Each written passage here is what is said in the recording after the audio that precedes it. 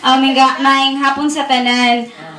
2010 kani siya. 2010 dito sa conference sa Katipunan. Naulahi pa jud ko pag panahon sa si Ma'am Eva Argabio.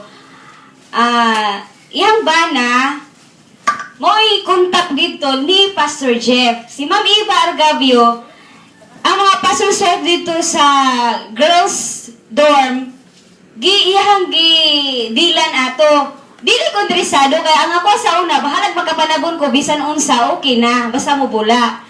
Unya, 4 days man ang conference. Gitagaan kog sample ang good. Kanang sabon-sabon po ko. Pagkabugason man ako sa una niya, kanang dagko na ako'y gagmay. Pagsabon ako in 4 days. Natingalan ko inikabuntag ngano nga kanabitong bugas nga puti ni gawas. Hangtod na gyud to. Dako kayo og kaning kunisir makapadani gyud og usaon pagpagwapa. Kay sugod ato.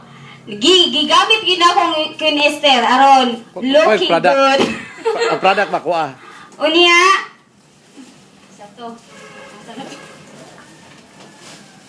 O kani mo gyud ni. Si Ma'am Eva taga Iloilo man siya. Nipalit ragi kog usa kay which is very expensive.